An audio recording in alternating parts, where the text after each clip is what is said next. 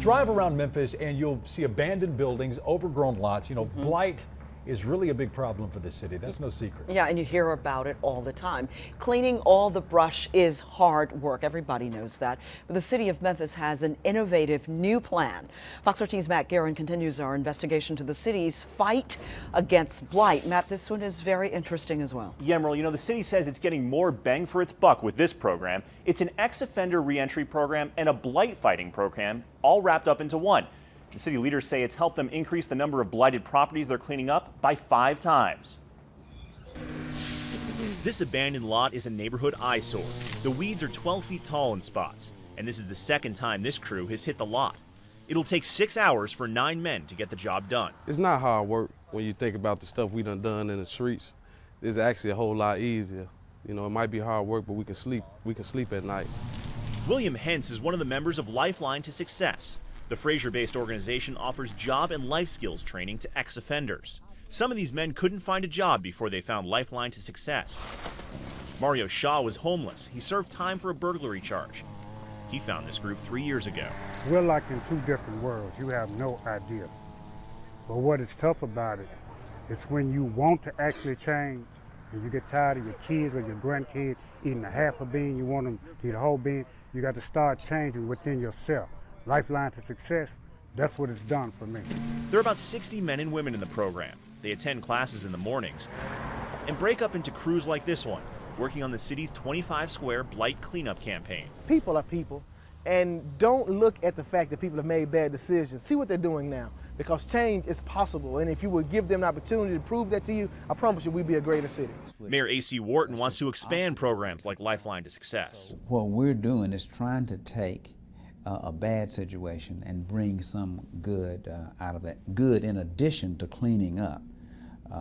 Not only are we rehabilitating lots, we're now rehabilitating people, which I think is just as important, if not more.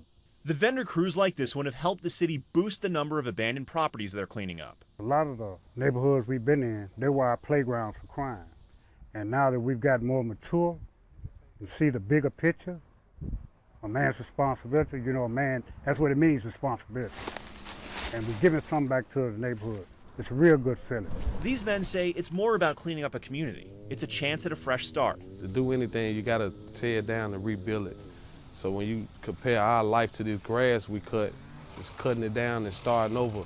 Like I said, somebody take care of it and never get overgrown again, just like our life. Once you tear us down and rebuild us, it's hard to get me to commit a crime again, so it go hand in hand. Now, LifeLine to Success has already expanded this year. They've been able to get more people into the program and buy more equipment to get the job done. It's a nonprofit group, so the city contracts with them to do the work, and then the organization pays the staff.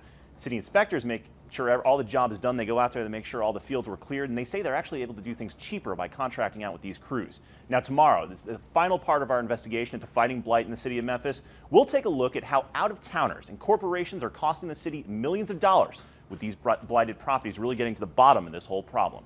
Reporting in the studio, Matt Guerin, Fox 13 News. Yeah, I look forward to seeing those names of the companies. Thanks, Matt. And we want to know what you think about this. Is this a good way to clean up the city, help rehabilitate former inmates?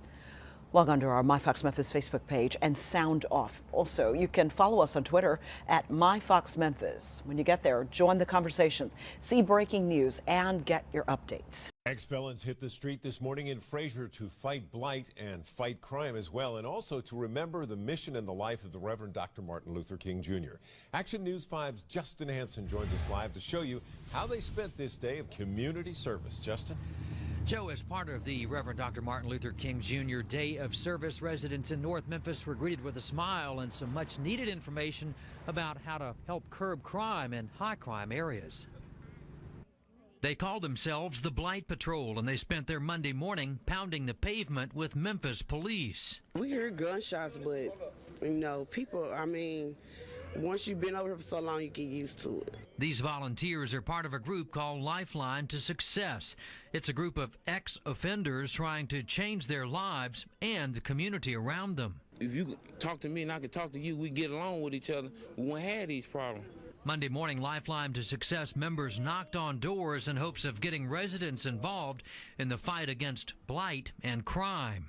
We want people to feel safe in their neighborhood. The children can come out. You can walk to the store. LaRoyal Oliver has lived in the Corning Village apartments for 5 years. Even though she's used to gunshots, she says she's now determined to do everything she can to keep her young daughter safe. The young community nowadays, they start a whole bunch of crap that shouldn't even be going on. With the help of DA Amy Wyrick and Memphis Police, group members knocked on every door in the Pershing Park and Corning Village apartments. In addition to signing residents up for Neighborhood Watch, they also helped promote Memphis Crime Stoppers by telling residents to evict drug dealers by calling in and turning them in to police. Let us know what's going on, where the problem is, so we can make a change. Let's do something about it. Now, for more information about LifeLine to Success, you can call them at 901-729-6537. You can also find a link to their website on our website at WMCTV.com. Just click on our website and click on the link with my story. For now, reporting live, Justin Hansen, Action News 5. Everybody can be great because anyone can serve. Words from Dr. Martin Luther King Jr. A Memphis pastor speaking from one of the high crime areas of the community says change can only come by way of service. Fox 13's Darcy Thomas shows us why getting rid of crime often starts with a knock at the door. Knock on the door, be pleasing and pleasant, and offer them an alternative. A coalition of convicted felons says that if anyone knows about criminal acts, they do. They're part of a group called LifeLine to Success. They are rehabilitated criminals who are trying to clean up the same neighborhoods they once victimized. A lot of the crimes that are being committed, I was part of all those crimes. I've been to prison. I've been to jail at least several times, so I know what it's like.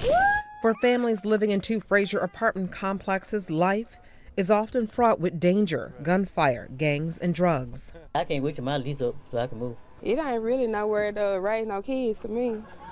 But, you know, you got to do what you got to do. For members of LifeLine to Success, they usually use Dr. Martin Luther King's holiday to serve and clean up the neighborhood. But just like Dr. King, who stood for others and reminded us the best way to empower and strengthen our communities is by working together. The more we tolerate, the weaker we become. And we have to make sure we stand up for what's right in our neighborhood, in our communities. And if we see crime going on, we've got to go to the trouble to pick up the phone and make the phone call. 38127 and 38128 in Frazier are considered to be 2 of the most dangerous zip codes in the city of Memphis.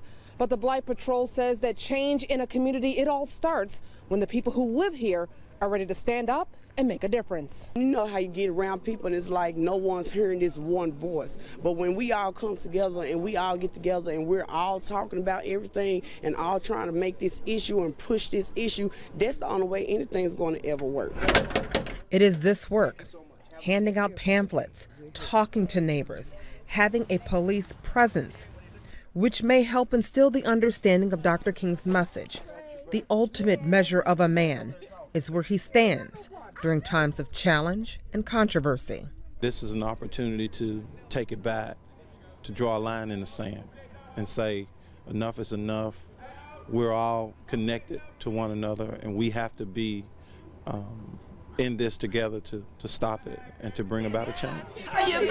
Visible in green shirts, this group says that there is still a lot of work left to be done. They say this day is about tireless service and a promise to know that as one, we can get rid of crime and one day have a community that we can all call home. We don't take days off. We'll get those when we go to heaven. Darcy Thomas, Fox 13 News. There are tens of thousands of abandoned properties in the city of Memphis. They're a drain on neighborhoods. They're havens for crime and, of course, an anchor on property values. But the city of Memphis says they have a plan. City leaders tell us they're seeing results. Fox 13's Matt Guerin is investigating just how Memphis is fighting the blight. Good evening, Matt. Hey, good evening, Daryl. You know, the city is taking a whole new approach to blight. Instead of jumping from one complaint call to the next, officials are tackling the problem one block at a time, one neighborhood at a time. And if they haven't made it to your street yet, the mayor tells us city crews are on the way. Abandoned buildings, boarded up homes, overgrown lots, all scars on the city landscape. According to the latest count, there are more than 80,000 abandoned properties in the city of Memphis. And when the weeds get too high, the city has to send someone in to cut them down. The city of Memphis is in the second year of its 25 Square initiative. It's an anti-blight campaign. We know how many crews are in these areas, how many contractors we've got deployed. This is the nerve center of the city's fight against blight. It's a data-driven approach. City workers break Memphis into 25 square block sectors and assign contract crews to clear the problem properties. No longer do we go into a neighborhood and answer one complaint and leave that neighborhood and go cross town, answer another one, and go, haphazardly jumping around the city. Managers dispatched a crew to this vacant lot after the church across the street complained about the overgrown weeds. LifeLine to Success is one of the city's 18 anti-blight contractors. This crew is made up of felons re-entering the workforce. There's a lot of land out here that's blighted, and people can do things with it, and we make it look presentable. Half of these lots got for sale signs in it, and looking like this, they'll never get to sell them. I think we clean the neighborhood up, and we actually raise the value of it sometimes. City crews concentrate on the worst areas. These workers are clearing up an illegal dumping site, clearing the brush around the road, pulling out the junk that people left behind. The goal when we get out to the project is to show the citizens we're re-beautifying the neighborhoods that we go in. We try to bring them back to life to make them look like they used to look. This year, the city's increased the number of blighted properties it's cleaning up by 500%.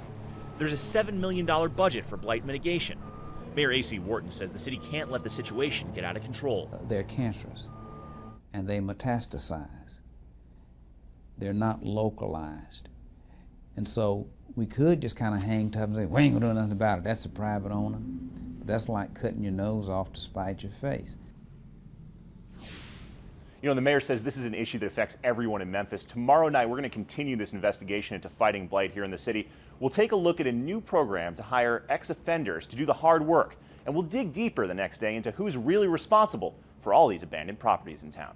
Reporting in the studio, Matt Gearin, Fox 13 News.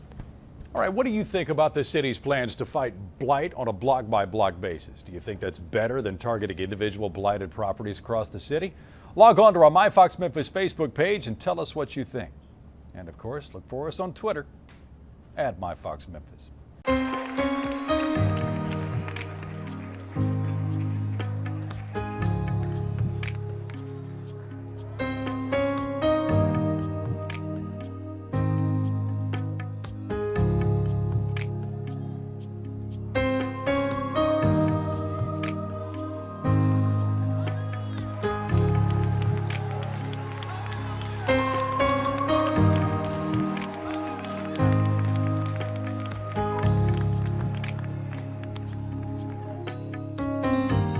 I've been captured by a love I can't explain, and now you have me, and I'm forever changed. I've abandoned everything I've ever known. Now I surrender, my life is not my own. I belong to you. I belong to you. I belong to you.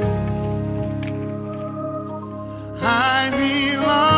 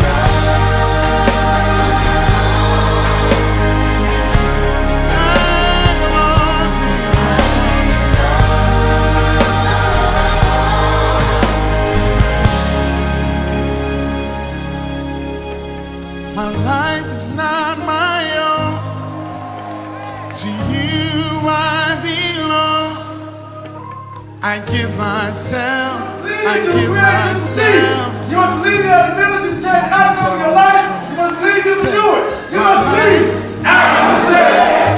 I'm not. I'm born. I'm somebody special. I'm loved. I'm needed. I'm a possible wow. I am not my crime. I am not my past. I'm new. I am not my crime. I am not my past. I'm new. God loves me. I love me. I will succeed. I will succeed.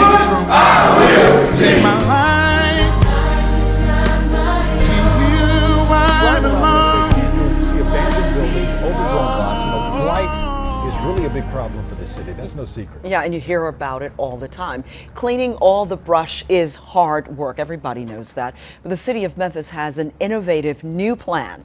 Fox 13's Matt Guerin continues our investigation to the city's fight against blight. Matt, this one is very interesting as well. Yeah, Emerald, you know, the city says it's getting more bang for its buck with this program. It's an ex-offender reentry program and a blight fighting program, all wrapped up into one. The city leaders say it's helped them increase the number of blighted properties they're cleaning up by 5 times. This abandoned lot is a neighborhood eyesore.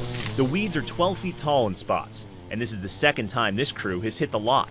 It'll take 6 hours for 9 men to get the job done. It's not hard work when you think about the stuff we done in the streets. It's actually a whole lot easier. You know, it might be hard work, but we can sleep at night. William Hentz is one of the members of LifeLine to Success. The Fraser-based organization offers job and life skills training to ex-offenders. Some of these men couldn't find a job before they found LifeLine to Success. Mario Shaw was homeless. He served time for a burglary charge. He found this group 3 years ago. We're like in 2 different worlds. You have no idea. But what is tough about it is when you want to actually change and you get tired of your kids or your grandkids eating a half a bean, you want them to eat a whole bean, you got to start changing within yourself. LifeLine to Success, that's what it's done for me. There are about 60 men and women in the program. They attend classes in the mornings and break up into crews like this one, working on the city's 25-square blight cleanup campaign. People are people, and don't look at the fact that people have made bad decisions. See what they're doing now, because change is possible, and if you would give them an opportunity to prove that to you, I promise you we'd be a great assistant. Mayor A.C. Wharton wants to expand programs like LifeLine to Success. What we're doing is trying to take a bad situation and bring some good out of that. Good in addition to cleaning up. Not only are we rehabilitating lots, we're now rehabilitating people, which I think is just as important, if not more. The vendor crews like this one have helped the city boost the number of abandoned properties they're cleaning up. A lot of the neighborhoods we've been in, they were our playgrounds for crime. And now that we've got more mature, we see the bigger picture, man's responsibility, you know, man, that's what it means, responsibility. And we're giving something back to the neighborhood. It's a real good feeling. These men say it's more about cleaning up a community. It's a chance at a fresh start. To do anything, you gotta tear it down and rebuild it. So when you compare our life to this grass we cut, just cutting it down and starting over. Like I said, somebody take care of it and never get overgrown again, just like our life. Once you tear us down and rebuild us, it's hard to get me to commit a crime again, so it go hand in hand. My life is not my own. To you I belong. I give myself. From behind bars, some Shelby County inmates are fighting for a second chance at citizenship. Men and women participate in county-sponsored programs to learn life skills for use once they're on the outside. Now there's a new nonprofit organization that's trying to help. Our men and women are so discouraged because they don't feel like there's an opportunity for them. They feel like there's no hope. DeAndre Brown is the executive director of LifeLine to Success. Brown served 2 years in prison on fraud charges and was able to turn his life around. Now he's trying to help other ex-cons. Some from just minor infractions all the way up to some aggravated robberies. Brown's LifeLine to Success helps inmates build basic skills, from improving resumes and filling out applications to hooking up ex-offenders with potential employers who might give them a chance. We're trying to teach them life skills, teach them that there's a different choice. If you just choose the right way, that there's some opportunities available when you make your decision to do the right thing. The help starts before they ever get out of jail. 6 months before release, LifeLine starts assessing the prisoner's needs for housing, employment, the things prisoners need most to transition from life behind bars to life in our neighborhoods. All I ask is that the community would just give them a chance to learn who they are and not what they used to be. They soon face new guidelines on who they can and cannot use a background check on. The debate comes as the Equal Employment Opportunity Commission hints that it might alter its long-standing policy on background checks. There's a lot of debate about all of this, and Eli Ross breaks it down for us. Eli? Cameron, those who are against widespread use of background checks says it amounts to discrimination, but others say when it comes to safety, you can't be too sure. First page is my contractor's license. In the 5.5 months since getting out of jail, Bill Erb has accomplished a lot, including getting his contractor's license. I knew if I prepared myself, I had faith and confidence, and what I was setting myself out to do, that I can achieve it, no matter what comes in front of me. But that faith and confidence has been tested because despite all of his hard work, Erb can't find a job. He says it's all because of his criminal background. It's very frustrating to want to work and want to do the right thing, but constantly have the door shut in your face. I don't think it's fair. The word we like to use is discrimination. DeAndre Brown runs LifeLine to Success, an organization that helps convicted felons. Brown says all too often he sees job applicants that can't get past the background check. The problem comes, though, when you discriminate completely because there's a background. You don't look at the qualifications. You don't give the person an opportunity to prove to you that they're maybe the best person for the job. You can't tell private people who to hire. Chris Clinton, a former Germantown police officer, now runs Blue Line Investigations in Bartlett, a company that specializes in pre-employment screenings. She says she welcomes some guidelines as long as her clients, the employers, still have protection. I think guidelines are a good thing, but I don't think that a dictatorial has to be a balance between the two. Back in Fraser, Erb says he has the desire to work. All the time. All the time. On call, 24 hours a day. But his desire for now, limited by mistakes of his past. It's important to note that the EEOC isn't looking at banning background checks completely. Rather, it is considering guidelines that would restrict when employers could use background checks as part of their hiring decision. There's no timetable for a ruling from the commission. Eli Ross, ABC 24 News. The commission is also considering guidelines on the use of credit history and reports that have some companies refusing to hire job applicants if they applied when they were unemployed. Today, clearing a path to success for children in Fraser, all by literally making a clear path to allow students a way to walk to school. Action News 5's Jerica Phillips is live in the studio with the story. Jerica? Well, Lindsay, I went out earlier this week with the Blight Patrol as they responded to a call from a concerned principal who said trees and trash were preventing her students from getting to school safely. Well, we consider ourselves the first responders when it comes to fighting blight. First responders known as the Blight Patrol. Based in Fraser, they're a team of ex-felons on a mission. They gave us a call because they knew that if they called us, we'd be there to take care of them. Westside Elementary Principal Kimberly Adams says many of her students travel a dangerous route in the streets to avoid broken glass and overgrown vegetation. You have to remember, maybe for our height, it would be okay, but, you know, 5-year-olds are just this big. The mosquitoes and bugs are really bad. I've killed 6 snakes since I've been here in 6 weeks. Sherry Daughtery says not only is the path occupied by rodents, her grandson recently mentioned a cut-through where he saw people smoking narcotics. Anything's possible, you know, and they can do it within a split second. Harm any child, rape any child. On wheels, on foot, and by hand. In minutes, the Blight Patrol went to work clearing the path, 4 vacant lots and 1 house. Cut up here a little bit, we found about 12 television sets. And you don't think that's dangerous, but you think about all the glass that was left, and sometimes it gets blown into the street. Blight Patrol members are paid with a stipend organized by the mayor's office to help clean up this city. But today, in 98-degree temperatures and a triple-digit index, each worker is strictly volunteering. We have drug dealers, some violent offenders, but they come out and give it their time in this hot weather, free of charge, because it's just the right thing to do. Neighborhood schools need to make sure that we band together as a neighborhood to make sure that our kids are safe. And Principal Adams says she is excited to know that her students will have a cleared path as they return back to school in the classroom this fall. Reporting live in the studio, Jerica Phillips, Action News 5. News 5's Justin Hansen tagged along with them to see what lessons they're learning. These college students have spent a week here in Memphis. They've been working with troubled teens, and they're here to clean up on this the day before they leave. And they say they're leaving a city they've fallen in love with. You must believe that you were created to succeed.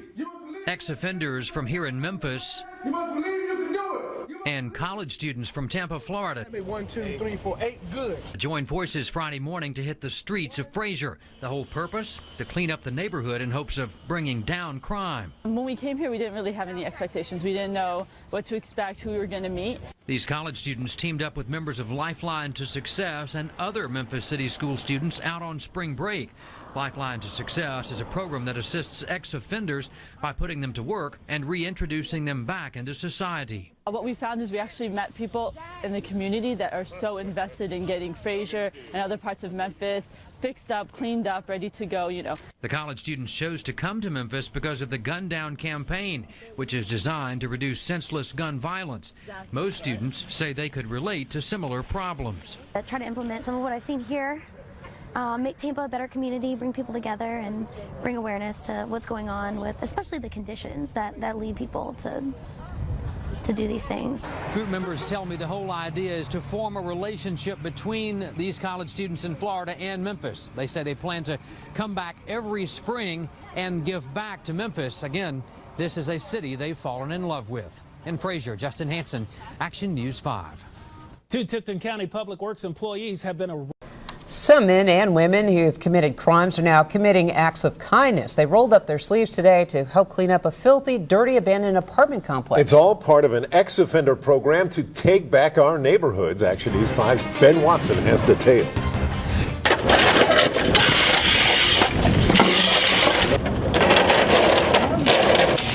You got the bag. These men and women are on a mission to clean up Frazier's old abandoned Peachtree apartment complex and stop it from being an eyesore. Now that we got in and got this rubbish out the way, it's starting to look a little more decent. Kelsey Reebley is one of the ex-offenders volunteering time here as part of the LifeLine to Success program.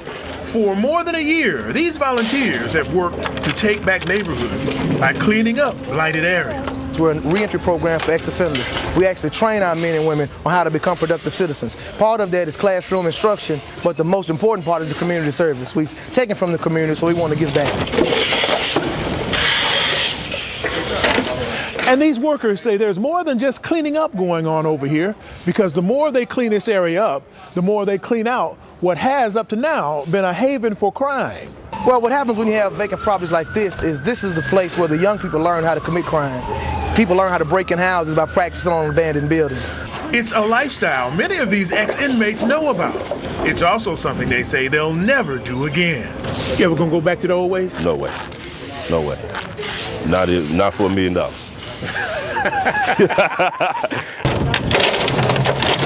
Ben Watson, Action News 5.